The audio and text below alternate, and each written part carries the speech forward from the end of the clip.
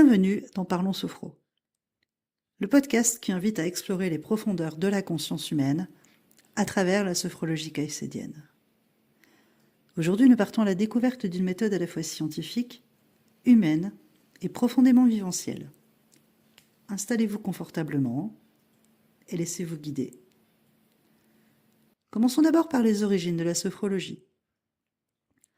La sophrologie a vu le jour en 1960 grâce au professeur Alfonso Caicedo, un neuropsychiatre visionnaire.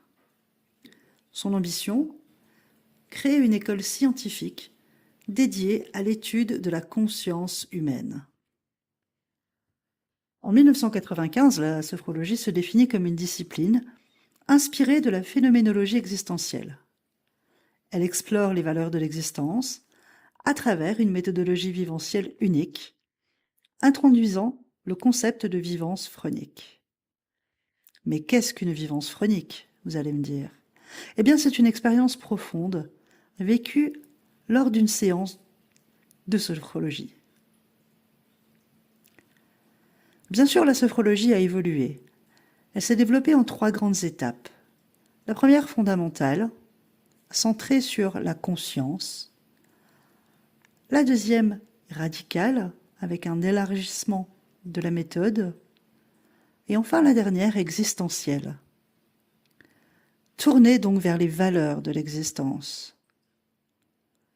Pour appuyer cette évolution, 2 dictionnaires.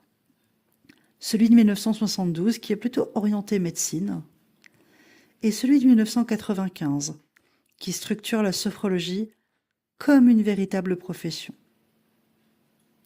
Une profession engagée d'ailleurs. Puisque depuis 1988, la sophrologie caïcédienne s'est dotée d'un cadre juridique solide. Elle se divise d'ailleurs en 2 branches, la sophrologie clinique, qui est réservée aux professionnels de santé, et la sophrologie socioprophylactique, qui est, elle, destinée aux pédagogues, aux psychologues, aux coachs sportifs, à tous les intervenants du mieux-être. Qui dit profession engagée dit formation. La formation, elle se déroule en 3 cycles. Fondamentale, radicale et existentielle. Et au cœur de la méthode, on retrouve la relaxation dynamique de Caicedo, qui est composée de 12 degrés évolutifs. Relaxation dynamique que nous expliquerons dans d'autres épisodes. Cette relaxation est inspirée du yoga, du bouddhisme et du zen japonais. Elle propose une exploration progressive de la conscience. D'abord concentrative, pour développer la présence à soi. Ensuite contemplative, pour ouvrir la conscience au monde. Et enfin réflexive, pour intégrer les expériences vécues. C'est pourquoi depuis 1995, cette méthode est structurée en 12 degrés, qui sont répartis sur les 3 cycles de formation. Mettant en avant une approche phénoménologique.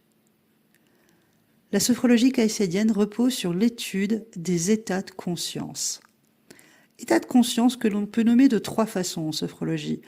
La première, ordinaire, qui est plutôt liée au quotidien. Ensuite, un état de conscience pathologique, qui est en lien avec les troubles lorsque nous sommes malades.